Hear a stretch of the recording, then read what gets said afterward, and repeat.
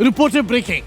ഭൂട്ടാനിൽ നിന്നുള്ള വാഹനക്കടത്ത് കേസിൽ കൂടുതൽ വാഹനങ്ങൾ കണ്ടെത്താൻ കേരള പോലീസിന്റെ സഹായം തേടി കസ്റ്റംസ്. വാഹനങ്ങളുടെ നമ്പർ അടക്കമുള്ള വിവരങ്ങൾ പോലീസിന് കൈമാറി. വാഹനങ്ങൾ ശ്രദ്ധയിൽപ്പെട്ടാൽ അറിയിക്കണമെന്നാവശ്യപ്പെട്ട് കസ്റ്റംസ് പ്രിവന്റീവ് വിഭാഗം കമ്മീഷണർ ക്രമസമാധാന ചുമതലയുള്ള ADGPക്ക് കത്ത് നൽകി. ശരണുണ്ട് കൂടുതൽ വിവരങ്ങളുമായി. ശരൺ, കസ്റ്റംസ് ഘടിപ്പിക്കുകയാണ്. വാഹനങ്ങൾ കണ്ടെത്താനുള്ള നീക്കം കൂടുതൽ ഊർജിതമാക്കുന്നുവെന്നാണ് മനസ്സിലാക്കേണ്ടത്, അല്ലേ ശരൺ?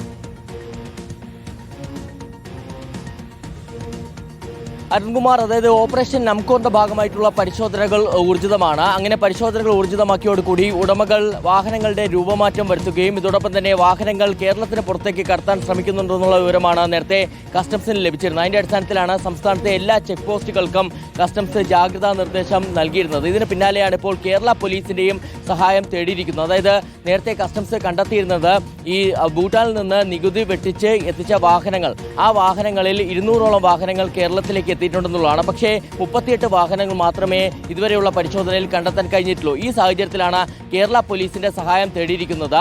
ഇന്നലെയാണ് കസ്റ്റംസ് പ്രിവന്റീവ് വിഭാഗം കമ്മീഷണർ ടി ടിജു ക്രമസമാധാന ചുമതലയുള്ള ADGPക്ക് ഇത് സംബന്ധിച്ചുള്ള കത്ത് നൽകിയിരിക്കുന്നത്. പ്രധാനമായും കസ്റ്റംസ് പറഞ്ഞിരിക്കുന്നത് പോലീസിന്റെ പരിശോധനയിൽ ഈ വാഹനങ്ങൾ ശ്രദ്ധയിൽപ്പെടുകയാണെന്നുണ്ടെങ്കിൽ അത് അറിയിക്കണമെന്നുള്ളതാണ്. ഈ വാഹനങ്ങളുടെ നമ്പർ അടക്കമുള്ള ഈ ഉടമകളുടെ അഡ്രസ്സ് അടക്കമുള്ള വിവരങ്ങളാണ് പോലീസിന് കസ്റ്റംസ് കൈമാറുകയും ചെയ്തിരിക്കുന്നത്.